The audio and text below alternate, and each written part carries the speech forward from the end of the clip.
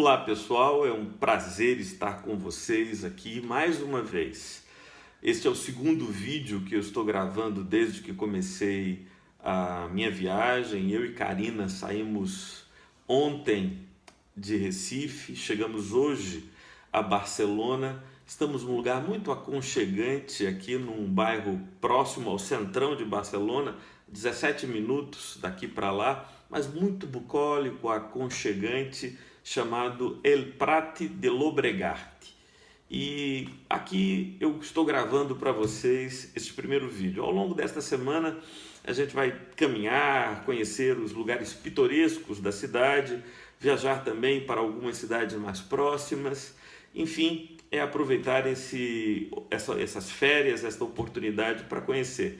Mas enquanto estamos aqui, mantendo contato com vocês, porque o nosso projeto é estarmos juntos até a vitória. Este é o slogan do nosso curso, juntos até a vitória. E eu aqui no velho continente, vocês aí lutando, estudando todos os dias, pesquisando, assistindo estes e outros vídeos, lendo, estamos conectados, juntos até a vitória. Quero agradecer a mensagem, o comentário de Esther, que levantou uma questão e pediu para que eu esclarecesse, e é o que eu faço agora. Esther queria saber qual é a diferença efetivamente entre o crime próprio e o crime de mão própria. Antes de responder a pergunta de Esther, eu preciso discutir um pouco a classificação dos crimes, dando um passo atrás, e é fazer a diferença entre o crime comum e o crime próprio. Crime comum é aquele que qualquer pessoa pode praticar. O crime próprio é aquele que só determinado indivíduo pode praticar. Por exemplo, o crime de homicídio é um crime comum. Qualquer pessoa pode ser autora do crime de homicídio. Não exige o Código Penal determinadas qualidades únicas, singulares, que definam esta pessoa. Já o infanticídio é um crime próprio, porque somente a mãe, e estando ela em estado puerperal, pode cometer o crime de infanticídio, ceifando a vida de seu filho recém-nascido. O crime de mão própria é uma espécie do gênero crime próprio. O crime de mão própria é aquele tipo de crime próprio que não admite coautoria. É o caso, por exemplo, do falso testemunho. O indivíduo em juízo, compromissado a dizer a verdade, vai à presença do juiz e mente. Este indivíduo comete um ilícito, mas esse ilícito é denominado de crime de mão própria porque é um tipo de ilícito que não admite participação, coautoria. Espero que agora tenha ficado clara a diferença entre crime comum, crime próprio e crime de mão própria. No vídeo de ontem, eu comentei com vocês os 3 primeiros artigos do Código Penal. No vídeo de hoje, eu quero continuar falando sobre o tempo do crime, definido pelo artigo 4º do Código Penal, e o princípio da territorialidade, definido no artigo 5º do Código Penal. Escute o que diz o artigo 4º do Código Penal. Considera-se praticado o crime no momento da ação ou omissão, ainda que outro seja o momento do seu resultado. O legislador brasileiro fez uma escolha, entre outras que poderiam serem feitas.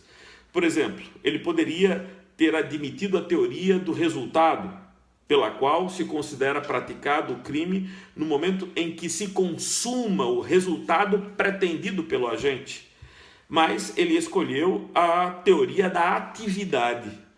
Assim, considera-se praticado o crime no momento em que o agente fez a ação comissiva ou a ação omissiva que dará ou deu resultado ao crime, independentemente que este resultado só se concretize tempos depois. A grande preocupação do artigo 4º é definir o tempo, o instante do crime.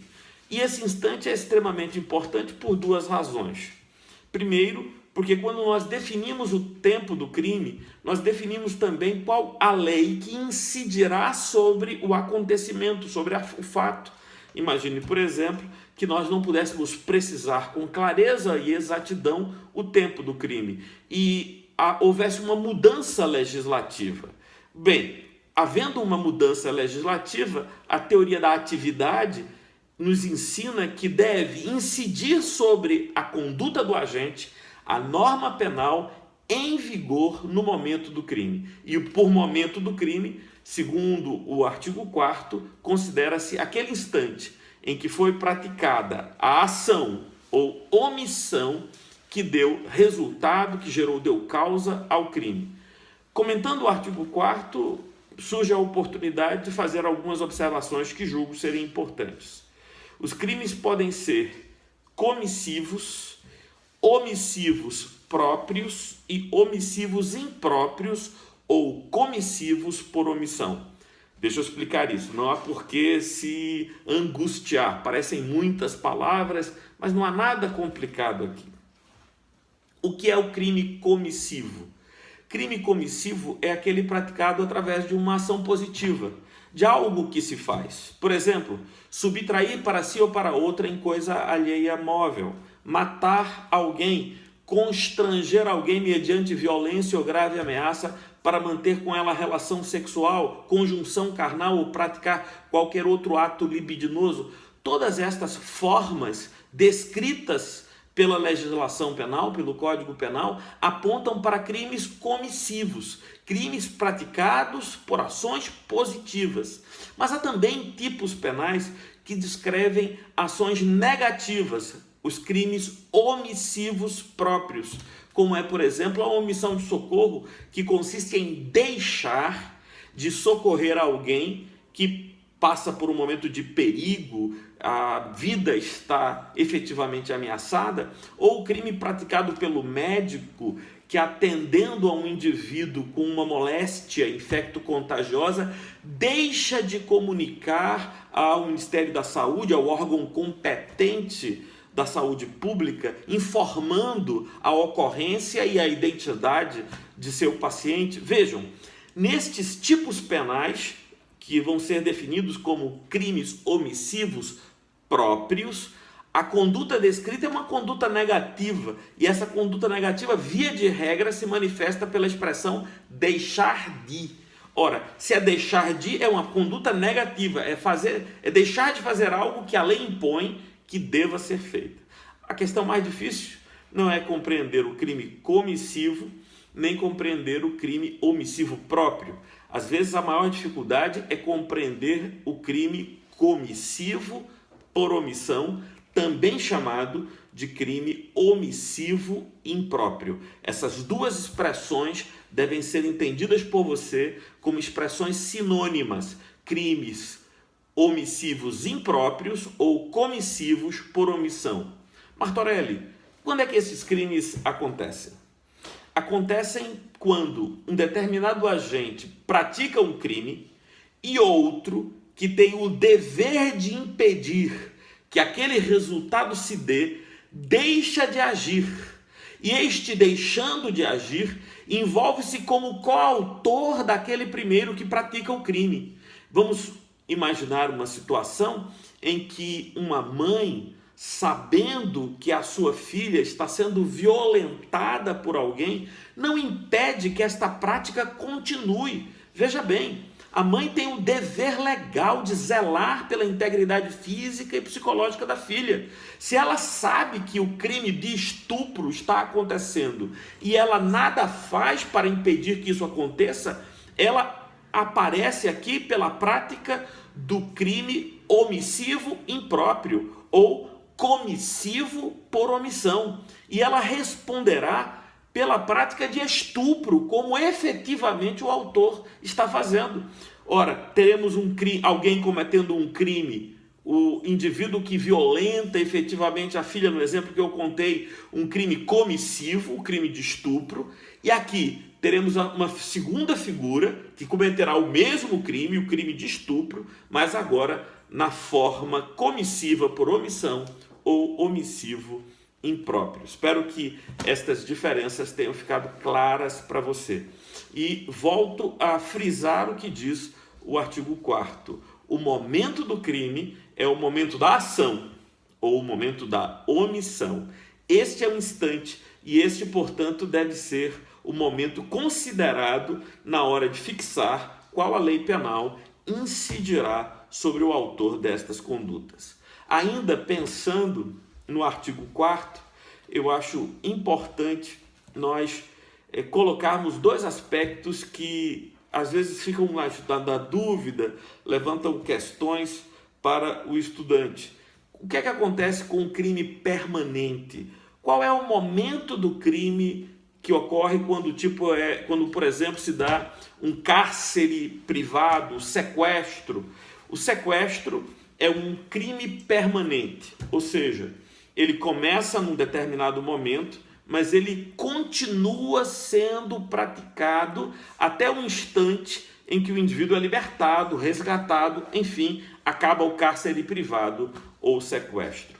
No crime permanente, preste atenção agora, considera-se como praticado o crime em todo o tempo em que ele continua, de tal maneira que, no caso do crime permanente, ainda que seja uma legislação quando o cárcere privado começou, e outra legislação mais gravosa, pior para o agente, cuja pena é maior, apareceu no ordenamento jurídico e o crime continua, é esta lei mais gravosa, mas vigente ainda durante a prática do crime, que deve incidir sobre a conduta do agente. Então, pensando sobre o momento do crime, nós deveríamos imaginar que o crime está sendo praticado durante todo o tempo em que ele se mantém, no caso do crime permanente.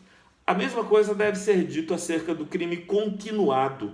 O crime continuado é aquele crime que efetivamente consiste em várias condutas, é uma ficção jurídica. O legislador decidiu falar sobre crime continuado no artigo 71 do Código Penal, criando uma situação em que o indivíduo pratica o mesmo crime, o crime semelhante, nas mesmas condições de tempo, lugar e espaço. Supõe-se que cada um desses crimes são uma continuação da primeira conduta, devendo a pena ser calculada por exasperação, ou seja, considera-se que o indivíduo praticou um só crime, aumentando-se a sua pena, na terceira fase da dosimetria da pena. Neste percurso, nesse tempo, também nós deveremos considerar que o indivíduo praticou o crime continuamente, então considera-se momento do crime qualquer um destes instantes em que a conduta foi reiterada, foi repetida, foi praticada pelo agente.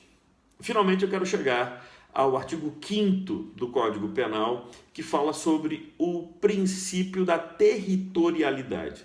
E sobre o princípio da territorialidade, me convém lhes dizer três coisas. Em primeiro lugar, que nós, do que diz respeito à aplicação da lei penal brasileira, teremos que ela se aplicará a qualquer conduta praticada no território nacional.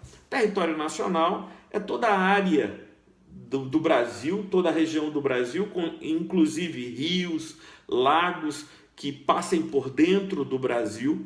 Considera-se ainda propriamente território brasileiro as 12 milhas da costa brasileira, e qualquer fato que acontecer no entorno, no litoral, até 12 milhas náuticas, considera-se território brasileiro. Assim também considera-se território brasileiro o espaço aéreo, onde as aeronaves transitam sobre este território, que é toda a área do Brasil.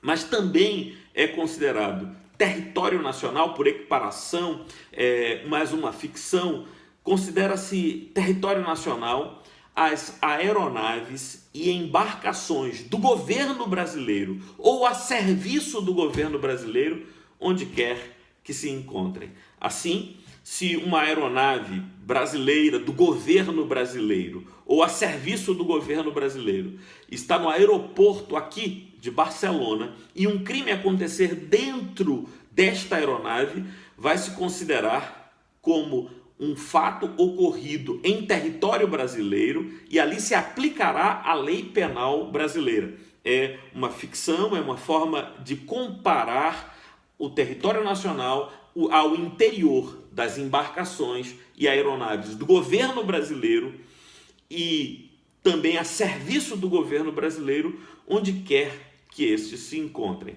Agora preste atenção, por equiparação, por uma reciprocidade, não se aplicará a lei penal brasileira quando os crimes acontecerem em aeronaves e embarcações estrangeiras de propriedade do governo estrangeiro ou a serviço deste governo, ainda que esta aeronave e embarcação esteja no Brasil.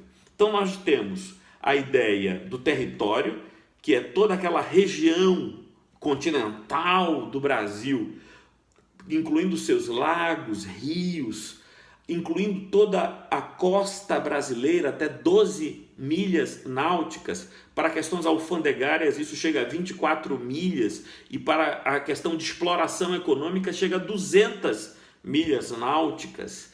Toda essa região será considerada território brasileiro. E aí nós colocamos aeronaves e embarcações do governo brasileiro ou a serviço do governo brasileiro, onde quer que se encontrem. Em último lugar, para falar dessa territorialidade estendida, equiparada, nós vamos também considerar possível a aplicação da lei penal brasileira nas embarcações e aeronaves particulares ou mercantis que estejam no mar internacional ou no espaço aéreo correspondente às águas internacionais. Então, por exemplo, quando começa uma viagem saindo lá de São Paulo até chegar à África, nós passamos por uma área grande de águas internacionais. Nós passamos por um longo período até chegar ao continente africano de águas internacionais. Nós estávamos sobrevoando o espaço aéreo internacional. Eventualmente, se um crime tivesse acontecido no interior da aeronave privada na qual nós viemos, ali se aplicaria a lei penal brasileira. Mas quando chegamos em território espanhol, então, sendo esta aeronave privada, já não se aplicará a lei penal brasileira, assim como as aeronaves e embarcações estrangeiras, quando no Brasil se aplicam a lei brasileira, também assim não se aplicará a lei penal brasileira dos crimes ocorridos em aeronaves e embarcações brasileiras quando estas estiverem ancoradas ou em aeroportos estrangeiros. Só para sintetizar, porque isso às vezes é ruim e de memorizar ou de compreender e as pessoas confundem e é cobrado constantemente nas provas, deixa eu resumir. Território brasileiro, óbvio, aplica-se a lei penal brasileira. Aeronave e embarcação estrangeira aportado, ancorado no Brasil, aplica-se a lei penal brasileira. Aeronave ou embarcação brasileira do governo brasileiro ou a serviço do governo brasileiro, onde quer que se encontrem, aplica-se a lei penal brasileira. Contudo, aeronaves e embarcações privadas ou mercantis, aplica-se a lei brasileira no Brasil e nas águas internacionais ou no espaço aéreo correspondente a estas águas internacionais. Bom, vamos ficar por aqui. Chegamos a mais um dia, compartilhar com você uma alegria. Quero mandar o meu abraço para todo mundo que está nos acompanhando deste curso preparatório para o exame de ordem que estamos fazendo. Neste sábado, o professor Renato Dantas estará com vocês, das 9 da manhã até as 17, um aulão falando sobre teoria da pena. Eu devo chegar ao Brasil na próxima semana e em 15 dias falaremos sobre crimes em espécie. Será um encontro maravilhoso, intenso, cheio de assuntos emocionantes e impactantes. Porque você sabe, direito penal é a mais bela área do direito. Direito penal é vida. Um grande abraço a todos vocês. Paz e bem.